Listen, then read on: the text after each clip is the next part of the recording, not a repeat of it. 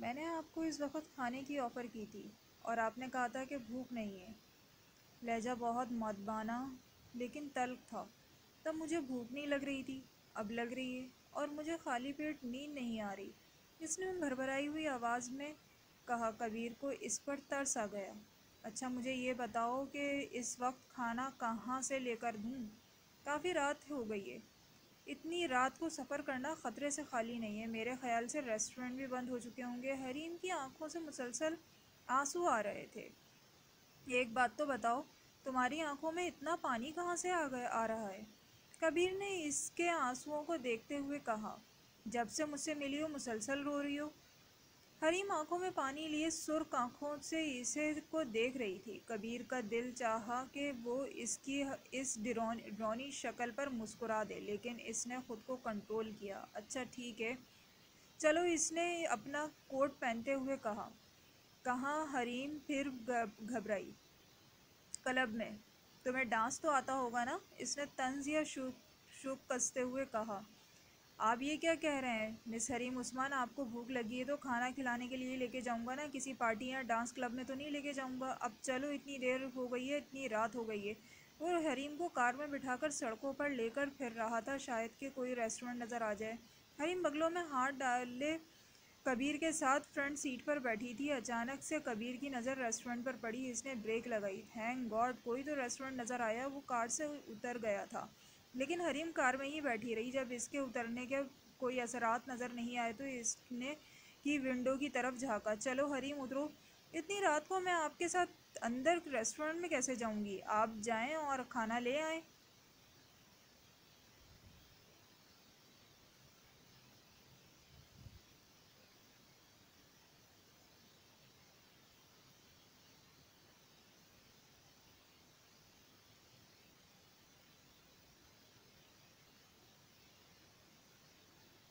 कबीर इसकी दफ़ा हरीम की बातों पर दांत बीच कर रह गया। इसको ऑर्डर कर रही है? क्या वो इसका मुलाजिम था? फिर ठीक है, गाड़ी में ही बैठी रहो। ओके, वापस चलते हैं। नहीं नहीं, अच्छा ठीक है, मैं चलती हूँ। वो कबीर के पीछे पीछे रेस्टोरेंट के अंदर चली गई। क्या खाओगी?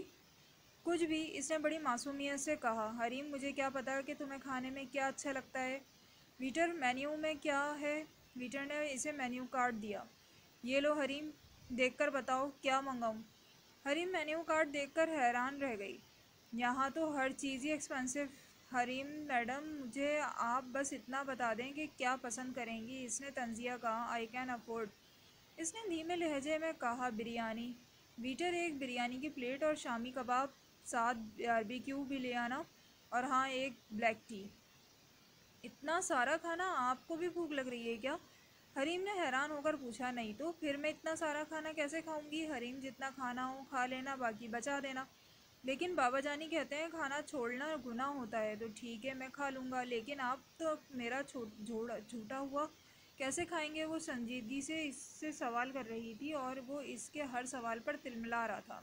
रेस्टोरेंट में गिनती के 2-3 लोग बैठे हुए थे। थोड़ी देर में वीटर खाना लेकर आ गया। क्या सोच रही हो? खाना शुरू करो।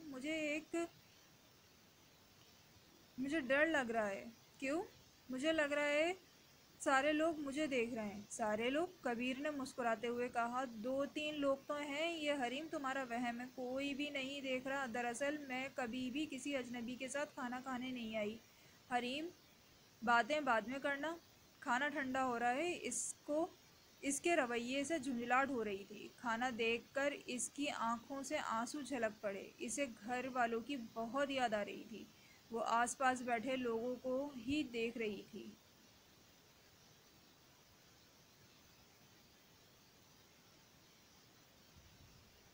अगर तुम कहो तो मैं रेस्टोरेंट खाली कराऊं?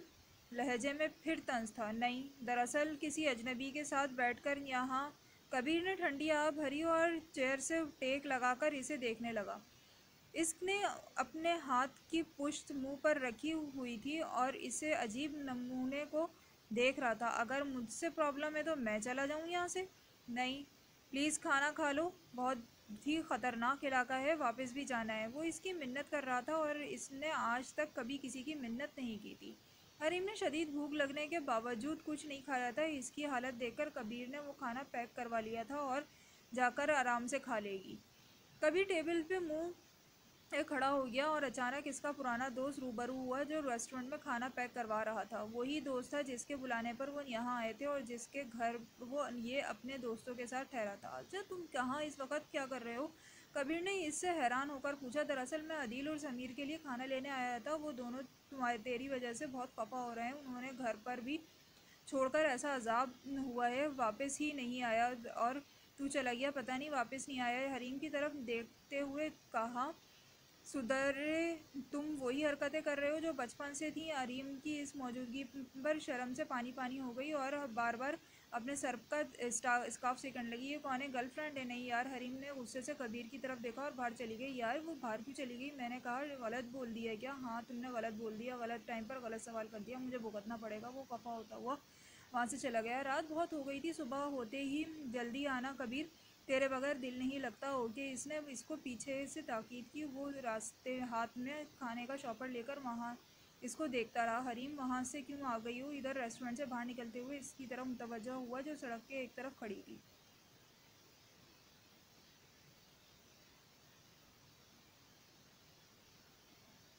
तुम वहाँ क्यों खड़ी थी? वो इसकी कुछ नहीं लगती थी, लेकिन वो इस पर खफा हो रहा था क्योंकि गाड़ी लॉक थी। वो गाड़ी की तरफ बढ़ रही थी।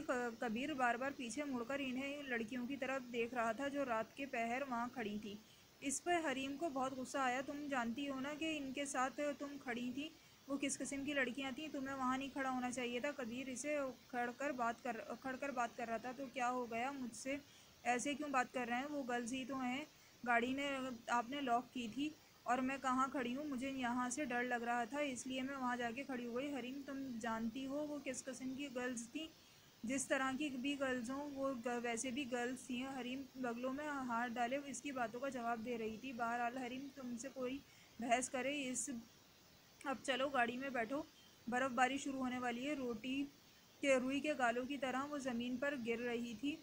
हरीम ने गाड़ी में बैठने से पहले रोती आंखों से आसमान की तरफ देखा जहाँ से बर्फ़ पानी ज़मीन पर पड़ रही थी। जिस बर्फ़बारी को देखने के लिए लाहौर से गिलगित आई थी वही बर्फ़ इसको बहुत बुरी तरह लग रही थी और दिल उदास था। दुनिया की हर खूबसूरत चीज़ बुरी लग रही थी इसके रास्ते में। वो जल्दी जल्दी घर पहुंचना चाहती थी, अपने बाबा से मिलना चाहती थी, माफ़ी मांगना चाहती थी, इन्हें बताना चाहती थी कि वो बिल्कुल ठीक कहते थे। इनकी ना मानकर इस फिर आंसू इसके रुखसार पर ढल गए। कबीर गाड़ी स्टार्ट कर चुका था, वो आंसू साफ कर रही थी। गाड़ी में बैठकर वो गुमसुम विंडो से बाहर बर्फ को देख रही थी। गाड़ी की हेडलाइट्स करीब थी, गाड़ी करीब कबीर चला रहा था और जिसको बहुत दिक्कत हो रही थी। हरीम गुमसुम देखने के बाद इसने खाने का शॉपर इसकी तरफ बढ़ाया और देखकर हैरान रह गई। तुमने ठीक तरह से खाना नहीं खाया था या होटल में जाकर खाना खा लेना, मुझे भूख नहीं लग रही है, बस घर जाना है। इसकी आवाज़ इस तरह रोंदी हुई थी कि जैसे कोई छोटा बच्चा अपने वालिदैन से बिछड़कर उदास हो जाता है। अगर खाना नहीं खाओगी तो बीमार पड़ जाओगी। चूँकि तुम एक लड़के के साथ हो तो तुम्हें अपने हवास में रहना चाहिए। वो इसको इसी अंदाज में समझाने की कोशिश कर रहा था कि ये कहते हुए कि वो जहरीला मुस्कुराया था और वो इसकी मुस्कुराहट देखकर दिल में कुर्ती थी। वैसे भाई वो कौन थी? छोटे से वक्फे के बाद इसने गुज़श्ता मौजू छेड़ा। क्या क्या तुमने भाई? वो जो थोड़ी देर पहले इससे नरमी से बात कर रहा था। इसके भाई कहने पर तिलमिला उठा। हुए मैडम, मुझे आज तक मेरी सगी बहन ने भी भाई नहीं कहा और मुझे इस लफ्ज़ से शदीद नफ़रत है। मुझे इन लड़कियों की समझ नहीं आती जो किसी को भी मुंह उठाकर भाई बना लेती हैं। अब तो मुझे दोबारा भाई मत कहना, समझ गई हो तुम? इसने इसे वार्न करते हुए कहा। इसे शामिर भाई कहते थे जो कहते थे कि मुझे भाई मत कहा करो।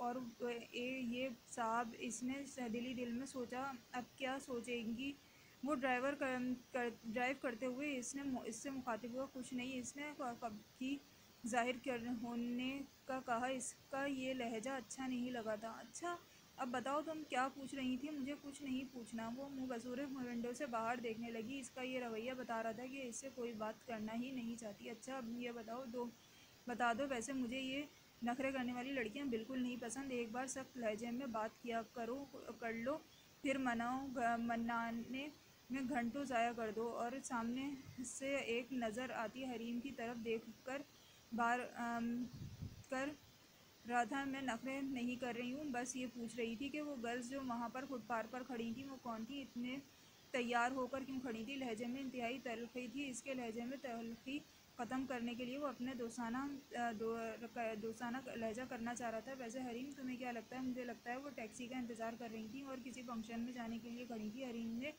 के इस जवाब पर वो कहकर लगाकर हंसने लगा और इतना हंसा कि हरीम रो देने वाली हो चुकी थी।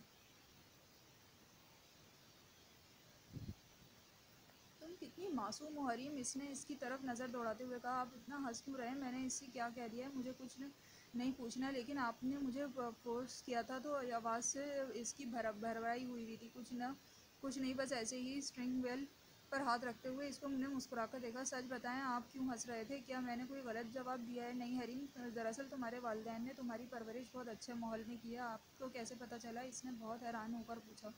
अच्छा बता भी दें, वो गर्ल्स कौन थी? वो बज़्ज़त थी। इसका तजस्सुस बढ़ता चला जा रहा था। हरीम, वो लड़कियां छोड़ो इसको। वो कुछ कहते कहते खामोश हो गया। अगर वो तुम्हें बता दिया तो तुम फिर रोने लगोगी। इसने बात को रफा दफा कर दिया। अच्छा ये सब छोड़ो, मुझे ये बताओ कहाँ रहती हो? मैं ये सब आपको क्यों बताऊं? वो क्या गया है हरीम कि आप कौन सा आपके घर जाऊंगा?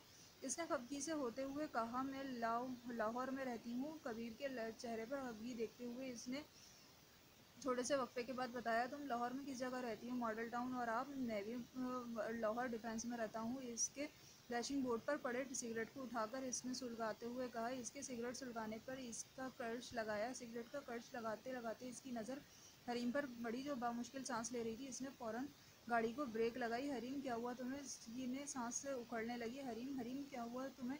इसकी तवज्जो हरीम की तरफ थी। हरीम ने इसके हाथ में पकड़ी से सुलगते सिगरेट की तरफ इशारा किया। क्या कर रही हो? मुझे सिगरेट से एलर्जी है। इसने रुक रुक कर बात करते हुए कहा। कबीर समझ गया और जल्दी से कार की विंडो से बाहर सिगरेट फेंक दी। जैसे जैसे सिगरेट का धुआं कम हुआ, हरीम की तबीयत फिर से ठीक होने लगी।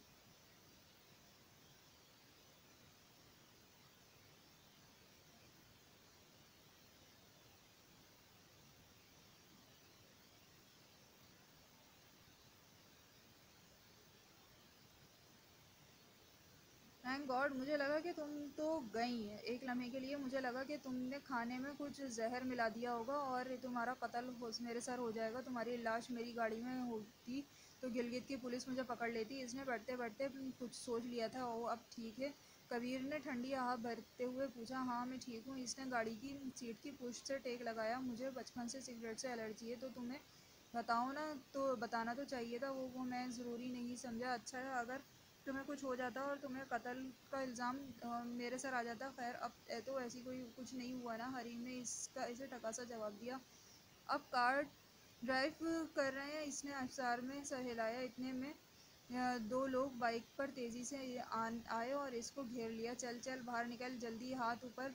कबीर इसके इस रिएक्शन पर ऊपर से बाहर निकला। चल ये लड़की, तू भी बाहर निकल। हरीम इसे गाड़ी से बाहर निकल आई। ओए चुपचाप, जल्दी से निकल, जल्दी कर। उन्होंने इसके सर पर गन रखी। वॉलेट निकाल चल। कबीर वैसे ही कर रहा था जैसे वो कह रहे थे। ये लड़की, तू भी पेंडेंट उतारो गले से, वरना तेरे आशिक को गोली मार दूंगा। इनकी नज़र हरीम के गले पर पड़े हुए पेंडेंट पर थी, जो इसके स्कार्फ में थोड़ा सा नज़र आ रहा था। हरीम, दे दो। नहीं कबीर, मैं ये नहीं दूंगी। ये मेरे बाबा जानी ने मुझे गिफ्ट दिया था। इसने अपने पेंडेंट को छूते हुए कहा। हरीम, दे दो, मैं तुम्हें डायमंड का बनवा दूंगा। कबीर ने खौफो हरास में मुब्तला इसको पेंडेंट उतार कर देने के लिए कहा। जल्दी करो लड़की, वरना मैं अपनी जान से जाएगी। इसे कबीर के सर पर थामते हुए हरीम को डराने की धमकी देने की। बेशक तुम इसे मार दो, मगर मैं ये नहीं दूंगी। इसके मुंह से ये सुनकर वो दंग रह गया। जिसके के लिए वो अपने दोस्तों से दूर थी। वो इतनी तकलीफ़ बर्दाश्त कर रहा था जिसकी वजह से वो आधी रात को गाड़ी लेकर बाहर निकला था। इसे पेट भरकर वो खाना खिलाए। कह रही थी कि इसे मार दो। वो दाँत चबाता हुआ हरीम को देख रहा था।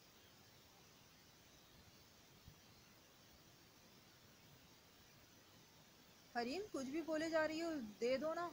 कबीर हरीम के मुंह से निकले अल्फाज सुनकर घबरा गया था। इस वीराने और सुनसान सड़क पर कोई इसकी मदद करने नहीं आया था। वो लड़का हरीम की तरफ बढ़ा। चल काशी, के गले का पेंडेंट खींच, लगता है बहुत कीमती होगा। देखो मेरे पास मत आना। हरीम ने डर के मारे अपने कदम पीछे करते हुए कहा। दूर हटो इससे, तुम्हें जो कुछ लेना है मुझसे ले लो। कबीर को शायद इस लड़के का हरीम के पास जाना अच्छा नहीं लग रहा था। देखो, जो कुछ भी तुम्हें चाहिए मैं तुम्हें देने के लिए तैयार हूँ, इस लड़की के पास मत जाना। कबीर ने मौका का फ़ायदा उठाते हुए तानी हुई गन को पीछे किया, धकेला। कबीर ने इन लड़कों से हाथापाई की। तीनों की आपस में खूब लड़ाई हुई, लेकिन कबीर अब दोनों पर हावी था। इसने दोनों की गर्दनें अपने बाजू में जकड़ी हुई थी। हरीम, गाड़ी स्टार्ट करो। इसने इनकी गर्दनों को अपने बाजुओं से कड़े चलाते हुए कहा। हरीम, जल्दी करो। लेकिन लेकिन मुझे गाड़ी चलानी नहीं आती। हरीम के माथे पर शकन डालकर कहा। हरीम, दूसरा कोई चारा नहीं है, जल्दी करो। लेकिन मैं कैसे, इसे समझ नहीं आ रहा था वो क्या करे। हरीम, सोचो मत, स्टार्ट तो करो, मैं तुम्हें गाइड करता रहूँगा। वो बौखलाते हुए हड़बड़ा रही थी। गाड़ी में बैठी, गाड़ी स्टार्ट की और उस वैसे ही किया जैसे उसने कहा था। कबीर दोनों की गर्दनें छोड़कर गाड़ी के पीछे भागा। अब इनकी पिस्टल इसके हाथ में थी। वो दोनों भी अपनी बाइक पर बैठ रहे थे। हरीम, ब्रेक लगाओ।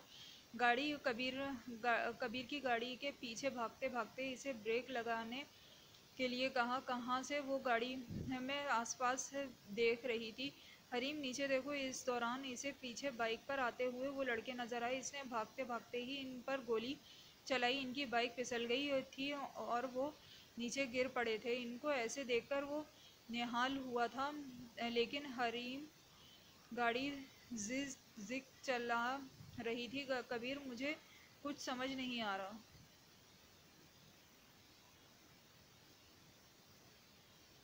हरीम, नीचे पाँव के करीब देखो। गाड़ी पूरी सड़क पर जिगजैग चल रही है। ना जाने कैसे हरीम का पाँव ब्रेक पर लगा और गाड़ी अचानक रुक गई। इसका सर स्टीयरिंग पर टकराया। कबीर फूले हुई सांस के साथ जल्दी से गाड़ी से करीब आ गया और ड्राइविंग संभालते हुए गाड़ी को तेज़ी से ड्राइव करने लगा। इन लड़कों से बहुत आगे दूर चला गया। किसी महफूज जगह पर जाकर इसने गाड़ी को रोका, स्टीयरिंग व्हील पर सर रखकर अपनी सांसें मामूल पर लाने की कोशिश की। वो लंबे लंबे सांस ले रहा था। बहुत थका नया है तुमने, हरीम, वो उखड़ी हुई सांसों के साथ बोल रहा था। हरीम, कसम से अभी भी मेरे दिल की धड़कन तेज़ है। तुमने मुझे बहुत भगाया है, लेकिन वो तो मुसलसल रोए जा रही थी। अब तुम क्यों रो रही हो? इसने लंबे लंबे सांस लेते हुए कहा। जब मैंने तुम आपसे कहा था कि मुझे ड्राइविंग करना नहीं आती, तो फिर क्यों मुझे गाड़ी चलाने के लिए कहा? अब मुझे कुछ हो जाता तो? वो मुंह पर हाथ रखकर रोने लगी। हरीम, कुछ भी हुआ तो नहीं, अब रोना बंद करो।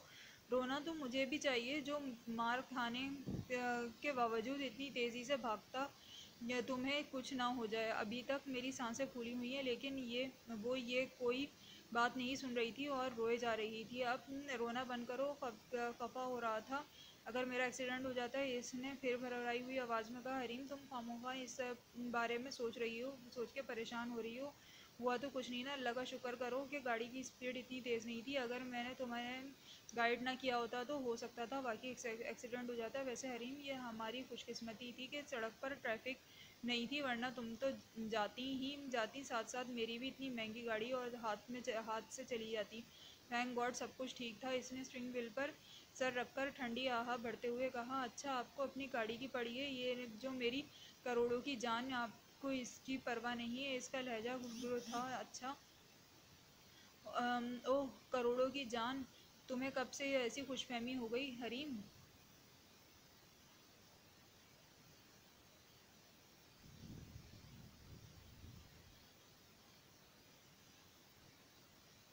और क्या, ठीक ही तो बोल रही हूँ। I am a single piece of in this world.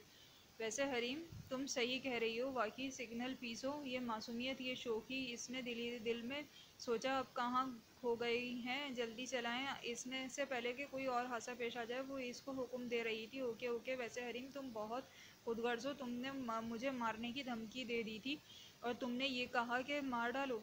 इसने एक नज़र सामने और एक नज़र हरीम पर डालते हुए कहा। तो क्या कहती? वो मुझसे मेरा पेंडेंट छीनने की कोशिश कर रहे थे, तो क्या मैं ये इसे ही इन्हें दे देती? वैसे ये पेंडेंट है क्या चीज़, दिखाओ तो ज़रा। वो गले में डाले हुए पेंडेंट को पकड़कर चूमने लगी। इसमें मेरी और बाबा जान की तस्वीर है। कार का ड्राइव करते हुए वो एक नज़र सामने और एक नज़र इसके पेंडेंट की तरफ देख रहा था। हरीम, ये कीमती तो नहीं लग रहा? बस करें कबीर, ये मुझे मेरी जान से भी ज़्यादा अजीज़ है। इसने इसकी बात का बुरा मानते हुए कहा, मुझे माफ़ कर दो हरीम, मेरा ये हरगिज़ ये मतलब नहीं था कि मैं तुम्हारा दिल दुखाऊं।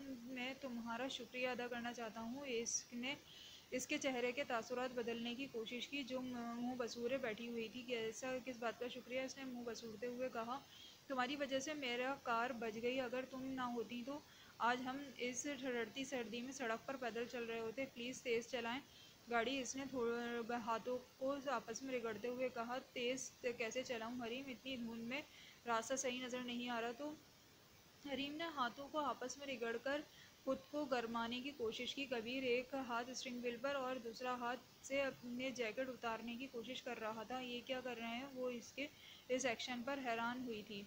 जैकेट उतार रहा हूँ?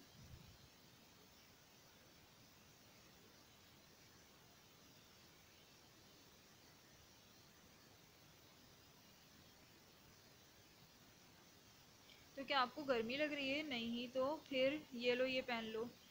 जिसमें लड़की को सर्दी लगती है वो हीरो अपनी जैकेट उतारकर इसके हाथों पर, कंधों पर डाल देता है। हरीम ने उतरे हुए कहा, oh hello, this is not movie and serial, इतनी मुश्किल से उतारी है, पहन लो। हरगिज़ नहीं। कबीर सामने देखा। हरीम ने सामने से आती हुई गाड़ी को देखते हुए आंखों को बड़ा करते हुए कहा, ओ शिट। इसने स्टियरिंग व्हील पर घुमाते हुए बड़ी मुश्किल से गाड़ी को संभाला और कबीर ने ज़ोर से ब्रेक लगाई। दोनों के सर स्ट्रिंग बोर्ड से टकराए। आपका दिमाग तो नहीं ख़राब हो गया है? क्या ज़रूरत थी इस एफिशिएंसी दिखाने की? इसकी आवाज़ में कर्ब के साथ साथ गुस्सा भी था। ओए हेलो मैडम, एफिशिएंसी कौन दिखा रहा है? तुम्हें सर्दी लग रही है, इस वजह से तुम्हारी मदद कर रहा हूँ। इसने भी अपना टकला लहजा दिखाया। आप जैसे लड़के भी ना लड़की देखी नहीं और बस शुरू हो जाते हैं ऐसे इम्प्रेस करने। इसने दांत बीचते हुए कहा, मैडम आप में ऐसा क्या है जो मैं आपको इम्प्रेस करूँगा? मैं लड़कियों को इम्प्रेस नहीं करता, बल्कि लड़कियाँ मुझसे खुद इम्प्रेस हो जाती हैं मेरी अदाओं से। लड़की गाड़ी स्टार्ट करते हुए इसने कहा, ना जाने वो कौन सी बेवकूफ़ लड़कियां होती होंगी। आप में ऐसा क्या है जो लड़कियां आपको लाइन मारती होंगी? वो गुस्से में बड़बड़ाती रही, लेकिन वो इसकी तल्ख कलामी सुन रहा था। अल्लाह का शुक्र है, अच्छी सूरत शक्ल है, इतनी अच्छी हाइट है, हैंडसम हूँ। वो सड़क के बीच में गाड़ी को रोक के उतरते हुए अपनी तारीफ़ कर रहा था। गलत फहमी है आपकी, यहाँ अपनी खूबसूरती के गुण ही गाएंगे या आगे देखकर भी गाड़ी चलाएंगे? कहीं फिर से कोई हादसा ना पेश आ जाए। वैसे कबीर, आपने तो ठान लिए कि मुझे मार कर ही दम लेंगे। इसका लहजा फिर से गुलगीर हो गया था। वो हेलो, ये सारी प्रॉब्लम्स तुम्हारी पैदा करी की हुई हैं। तुम रात को डिनर के लिए नखरे कर रही थी, तुम्हें आधी रात को भूख लगी है, हम रेस्टोरेंट जा रहे थे, तुमने सिगरेट से एलर्जी होती है, वहाँ गाड़ी रोकता ना, डाकू तुम्हें लूटने आते हो और ना यहाँ सड़क पर धक्के खा रहे होते। इसने गाड़ी को ड्राइव करते हुए इस सारी बातें की। अगर ऐसी ही बात है तो मुझे इधर ही गाड़ी से उतार दें, आपको मेरी वजह से मुसीबत में पड़ने की ज़रूरत नहीं है। इसकी बड़बड़ाई हुई आवाज़ में कहा, और किसी तरह भी अपनी बातें सुनने की आदी नहीं थी। मिस हरीम, मैं मजबूर हूँ कि तुम्हें यहाँ आधी रात को बीच सड़क पर नहीं छोड़ सकता। तुम मेरे ये शहर की हो, इस वजह से आपको मेरी वजह से टेंशन लेने की कोई ज़रूरत नहीं है। मुझे पनाह देने के लिए बहुत लोग मिल जाएंगे। शुक्र करें मैडम, आपको मैं मिल गया हूँ, वरना आज पता नहीं आप कहाँ होती, महफूज ही होती। इतनी सर्दी में दिल ख़राब तो ना हो रही होती। इनकी आपस की मीठी मीठी सी झड़प जारी थी। वो तो वक्त ही बताता। ये लो आ गया होटल, अब नीचे उतरो। वो गुस्से में था। हरीम बगलों में हाथ डाले कबीर के पीछे पीछे चल रही थी। ओह नो, कबीर ने माथे पर हाथ रखते हुए कहा, क्या हुआ? मैं अपना जैकेट गाड़ी में ही भूल आया।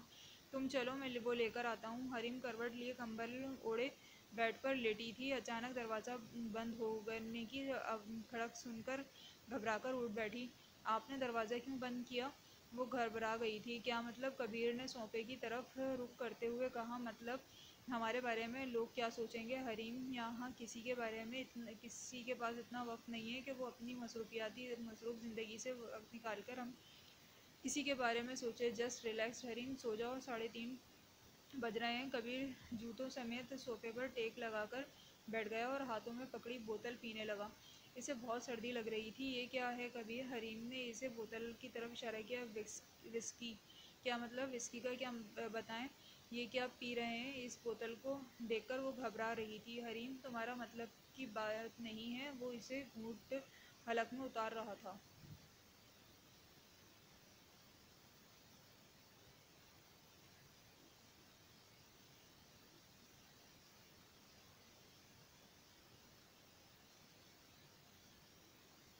कहीं ये शराब तो नहीं? इसके माथे पर शिकन डालते इसने खदशे का इजहार किया। हाँ, इसने बोतल को मुंह से लगाते हुए कहा।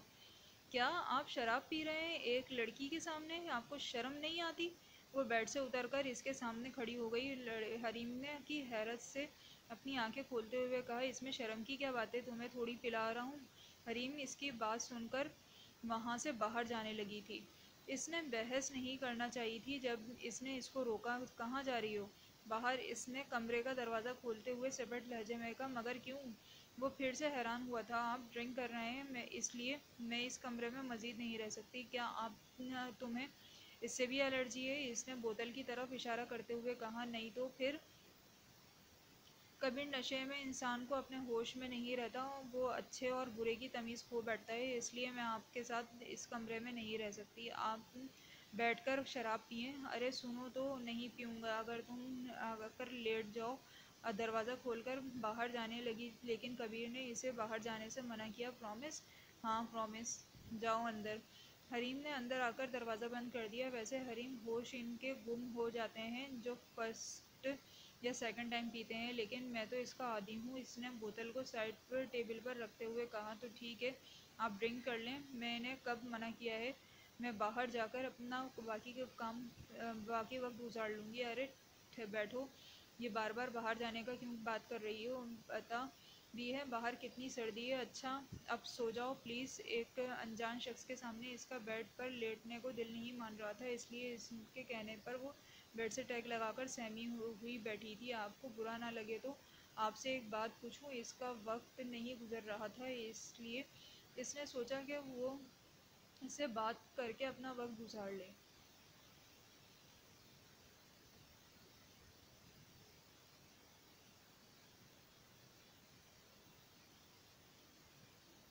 हाँ पूछो। आप इतनी ड्रिंक क्यों करते हैं? आपको पता है इस्लाम में शराब हराम है, और हराम पीने और खान वाला जन्नत में दाखिल नहीं होगा, इसका ठिकाना दोज़ख है। और फिर इतनी बुराइयां करते हैं। और बेड पर बैठी वो इससे मुखातिब थी। इसकी बात सुनकर इसको गुस्सा आ गया और वो खुद को समझ ही रही थी। तुम्हें ऐसा क्यों लगता है कि मैं हर बुरा काम करता हूँ? इस दिन आप रात को इस लड़की के साथ, और कुछ कहते कहते खामोश हो गई।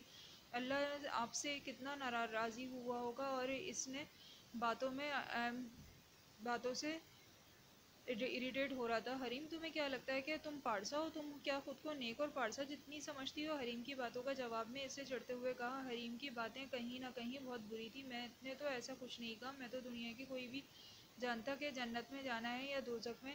एक नेक या पारसा एक छोटी सी गलती से भी गुनाहगार बेकार इंसान छोटी सी नेकी से भी अल्लाह की नज़र में आला वाक़ई बन जाता है। मैं भी गुनाहगार हूँ, इस नामहरम के साथ इस तरह अकेले कमरे में मौजूद हूँ। इसने कंधे उचकाकर कहा। नहीं, ये इसके मुंह से निकला। इसको शायान भाई की भी तो मुझे दीन की बातें बताते थे, लेकिन मैंने कभी दिल से इनकी बात नहीं सुनी।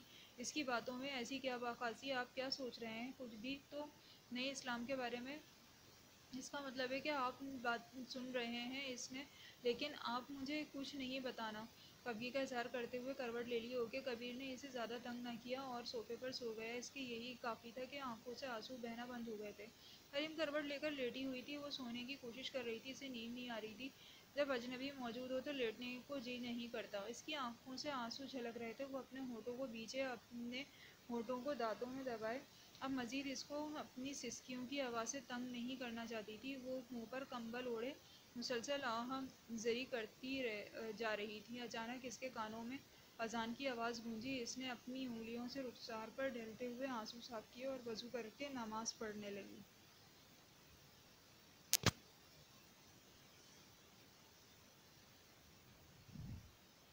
ए अल्लाह, मेरी इज़्ज़त व आबरू की हिफाजत फरमा और मुझे मेरे घर सही और सलामत पहुँचा दे। ये जुमला बार बार दोहराने के बाद वो ज़ारो कतार रोने लगी। दुआ मांगने के बाद इसकी नज़र कबीर पर पड़ी, जो बगलों में हाथ दिए सोफे पर सर पे हुए लेटा हुआ था। इसने अपने बेड से कंबल उठाया और ऊपर ओढ़ लिया और खुद बालकनी में चली गई। वो बाहर का नज़ारा देखने की कोशिश कर रही थी, लेकिन रात के अंधेरे की वजह से फ़िज़ा को अपनी लपेट में लिया हुआ था।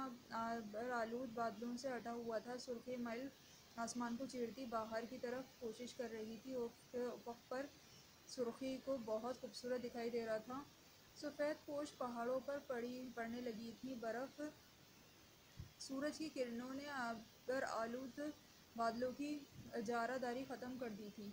वह कमरे की बालकनी से बाहर ये मंज़र देख रही थी, कितना खूबसूरत। हाथों को से मसलते हुए एक लंबी सांस लेते हुए इसने दिल ही दिल में सोचा था, बर्फ़ से ढके हुए पहाड़ों को इसने चमकती सूरज की किरणों पे रूह में ठंडक पहुंचाने वाली हवा, ये बर्फ़ से ढके हुए बुलंद दरख्त, पहाड़, ये ठंडे पानी की शफ़ाफ़ झील, ये सब कितना खूबसूरत है ना। अचानक ये सूरज की किरणें चारों तरफ फैल गई थी। सूरज की किरणों से पहाड़ पर पड़ी हुई बर्फ़ ज़्यादा चमकने लगी थी। इन किरणों ने ठंडी फ़िज़ा को अपनी लपेट में लिया हुआ था। फ़िज़ा की खुनकी ख़त्म हो गई थी। शबनम के कतरे जब किरणें शबनम के कतरों पर पड़ी तो ऐसा लग रहा था जैसे कितना अच्छा लग रहा था। काश मेरे पास मोबाइल होता और मैं इन्हें लम्हों में कैद कर लेती। वो बाहर बालकनी में खड़ी सोच रही थी और आकर कबीर को जगाने लगी थी। कबीर उठें तो वो थोड़े फासले पर खड़ी कबीर को जगाने की कोशिश कर रही थी। इसको बहुत अजीब लग रहा था। कबीर उठें, लेकिन इसकी आवाज़ इसके कानों में नहीं जा रही थी। वो गहरी नींद में सोया हुआ था।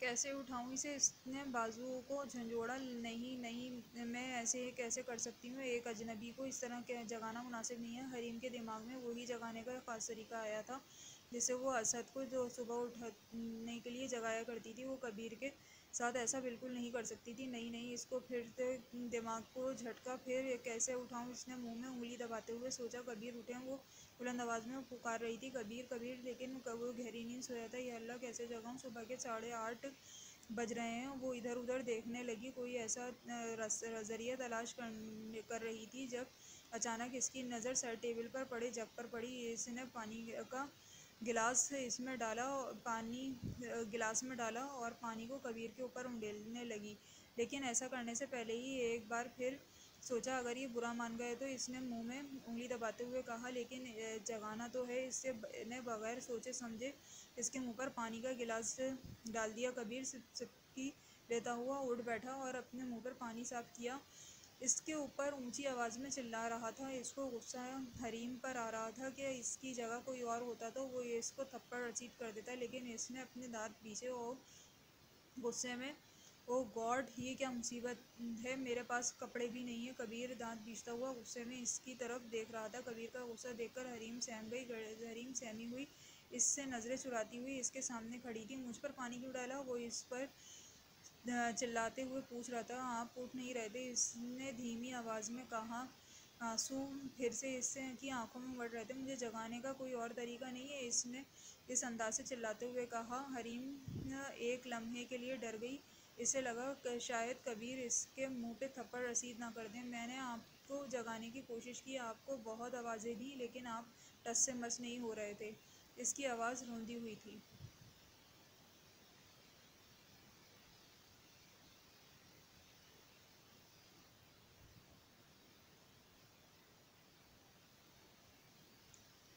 तो मुझे हिलाकर जगा देती, लेकिन ऐसे किसी अजनबी को छू कैसे सकती थी? इसने दबकी हुई आवाज़ में कहा। तुम्हारा कुछ नहीं हो सकता।